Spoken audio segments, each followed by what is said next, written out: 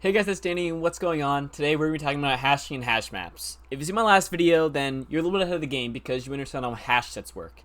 Now, if you haven't seen that video, I would actually recommend waiting and watching until the end of this video because hashing is a key part of hash sets, and by understanding hashing first, you'll be better able to understand hash sets and hash maps. Now, the first part about hashing that's important is we're calling a hash set. So, what is a hash set? Why is it so great? And why do we even use it? The reason we would use a hash set is because of its optimal complexity.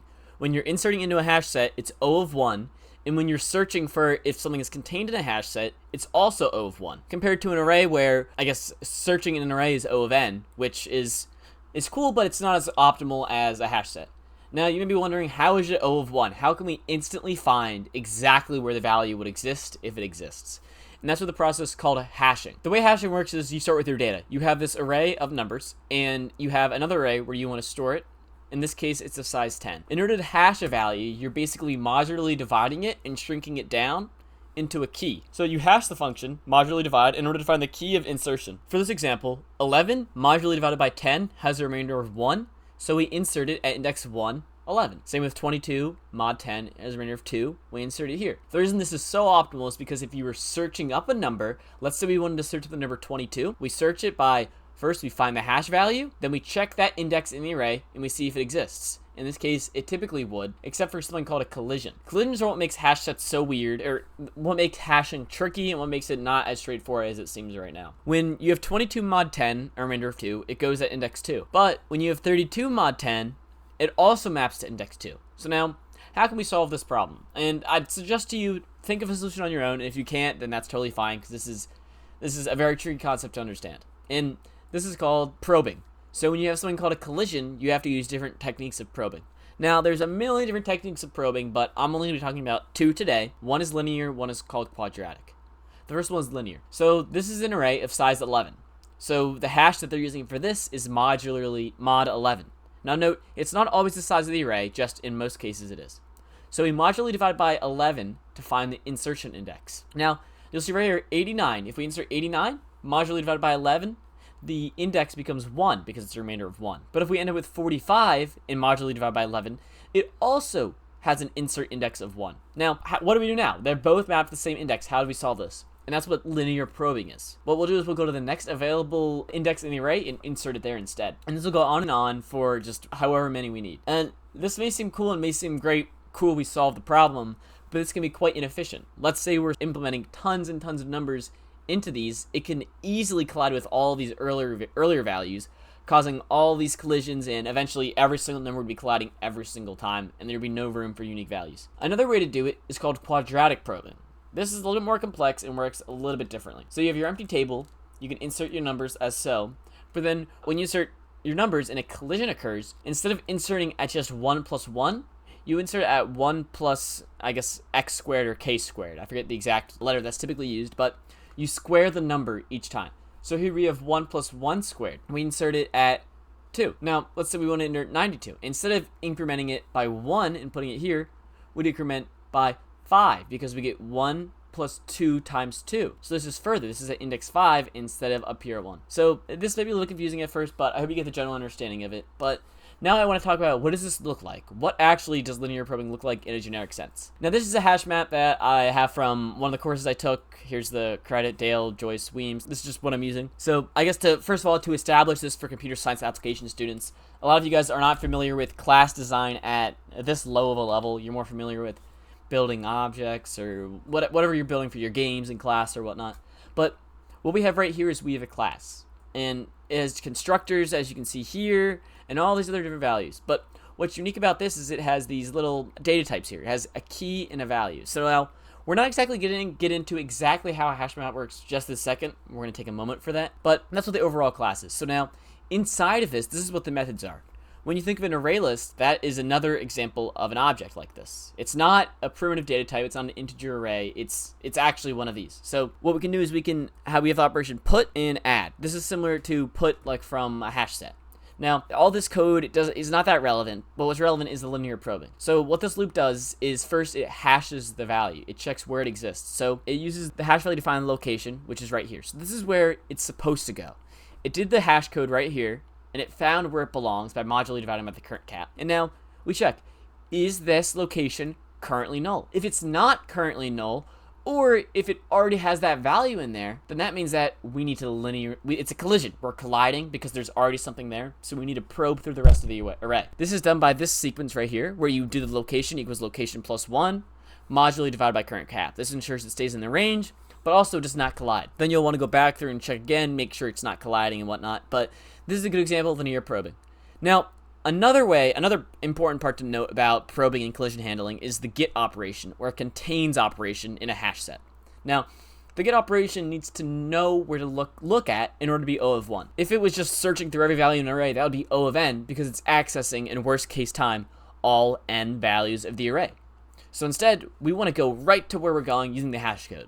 So right here, we have the hash code that we calculated, and we modularly divided. Now, we check if this location is null. If the location is null, then the location equals location plus 1. But if it equals the key that we're looking for, then we know it is, and we can just return it. Now, the best way to think about this is you take your number that you're looking for, hash code it, look where it should be, check if it's there, and if not, you keep linearly probing and checking. Now, this would look different if it was not linearly probing, if it was, let's say, quadratic. But for this example, I think it makes sense, and hopefully it does to you guys too. And another thing I wanted to mention is, I went over this in Computer Science Club today, and a lot of people got not confused, but they had trouble understanding this because this is a ton of content to learn in such a short video. So what I'd recommend to you guys is go back and watch this video however many times you need in order to get it down. Now, in order to talk about a hash map, first we need to know what it is. I talked about that in an early video, but I really want to go into more in depth of how it works. Now, we know how a hash set works, right? A hash set is basically just a pretty large array where values are stored based on their hash.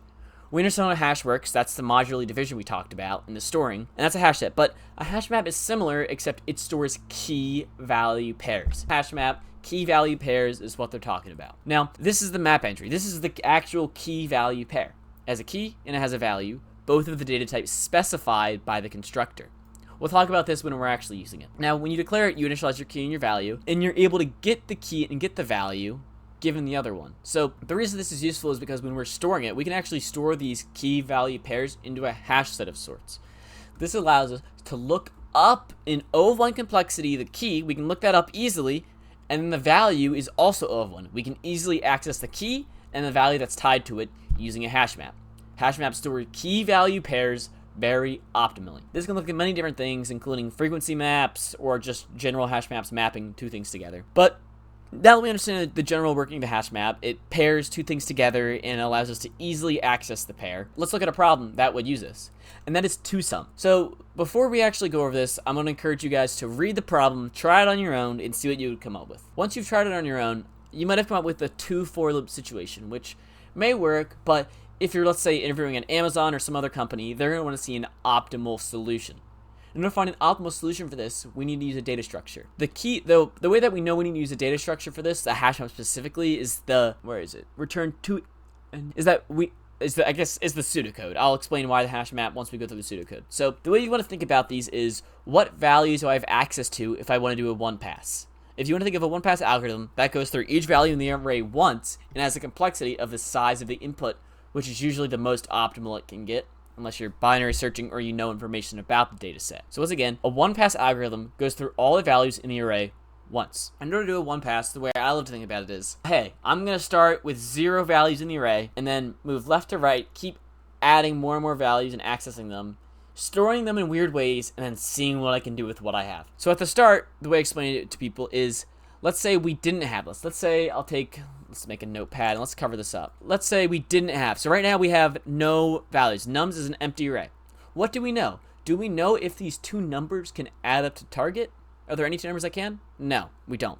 Accessing the value that we're at right now. Now let's move 1. Now we're looking at just the first index. Now, given this value and the values stored in our hash map previously, is there a way to determine if we can make the target? And the answer is no, there's not. Now, we go one more, and we go 7. Given the value 7 and the values already stored in the hash map, 2 is currently stored in the hash map, can we add to 9? And the answer is actually yes. So now, given only 7, what value do we need out of the hash map? So in order to get the target 9, given 7, what other value do we need? And the answer to that is 2. So what we do is we'd go through a hash map, it would check if 2 exists.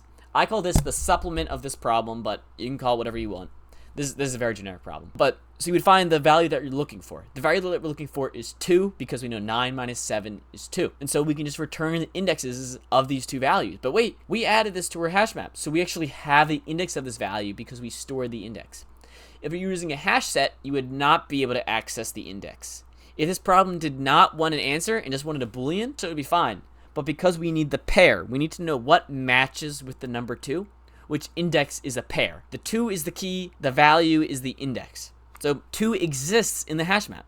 So we know we can return these two indexes. And I guess that kind of approach is relevant for all problems, but I'll start talking about the actual implementation now. Once again, so if you're in computer science applications, this type of declaration might be new to you. If you used array lists, you might understand the overarching concept of it, but I really want to get into depth right now about how a declaration statement works. So the first thing you have is you have your data type, which is actually, in this case, a hash map.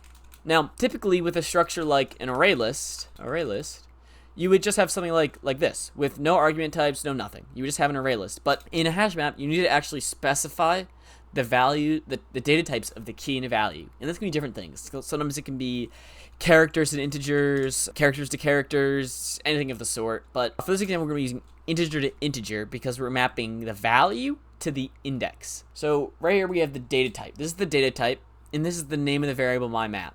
Now this on its own could be one line. That right there is a line of code that declares an empty variable. It's a variable with a pointer to nowhere, but we need to point this somewhere. So that's where we declare a new hash map of type integer.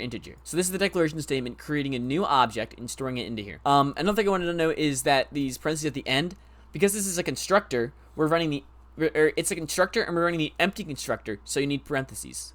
Typically, when you declare a new object, you're going to want these parentheses at the end because sometimes you can take weird arguments into them that'll maybe specify the size of it or values or whatever you want about the array. So the empty parentheses are what I typically use. So once again, we declare a hash map and we declare our answer array. Our answer array is an integer array of type 2, of length 2 as specified by the problem. And this is what we're going to store our values into or not. So the first thing we're going to do is we're going to think about that one pass algorithm I had. So remember, one pass means you're accessing every value in the array once. And that's usually the most optimal solution unless you already have information about the data set. An example would be a sorted array. Now, because we don't know anything about this data set, we want to try the one pass. We feel like the one pass could be the best, and that's the first thing that we want to look at when we're trying to optimize. Now, remember, we're going left to right, accessing each value one by one by one. And that's just a for loop. That's exactly what we have right here. Now, the next thing we want to do is that each individual thing, we're first comparing it to the data we currently have. So before we come up with this line, we need to think, hey, we have no values right now. What's in the data set? Nothing. So we compare to the data set and nothing. But what exactly are we looking for in this data set? When we have the number 7, what do we want out of the hash map? We want to see what the supplement is. So that's 9 minus 7 equals 2. So we're going to take target minus the current number and see if we can find the supplement inside of the map. Remember, the map has O of 1 lookup. So instead of just iterating through the array again to check if it exists, we can instantly look it up in the map. This is way faster complexity. It's O of 1 compared to O of n. For very large sizes of input arrays, maybe not the small ones that you're typically using, but for very large values, this needs to be optimized. Now we check if my map contains this value, and if so, we're going to return a new integer array. This new integer array is kind of a weird declaration right here, but I think I'm going to leave it as so because I feel like it's easy enough to explain for you guys. You guys have seen this explicit declaration before. So this explicit declaration means I'm immediately returning this new integer and I'm storing these values right away. So this is an integer array with a value of I at index 0 because that's the current index that we're looking for. That's the number that we're going to pair with the supplement. The current one we're looking at will match with the supplement. And then we need to find the index of the supplement. But that's not target minus nums at I. Remember, that's the value of the supplement. Instead, because we store the value paired with the index here, we can look up the value in the my map by using the get function, and we can see if we can get this value in the map and then find the index. So by using the get on the key, you can get the value. Now, this is a little bit confusing because it's value index. It may be value index, but it's also key value. It's the key value pair, which happens to be the value of in the array in the index. So don't get confused on that. Now, once we've returned this new array, that means that we solved the problem. But let's say it doesn't contain the key. We haven't found what we wanted.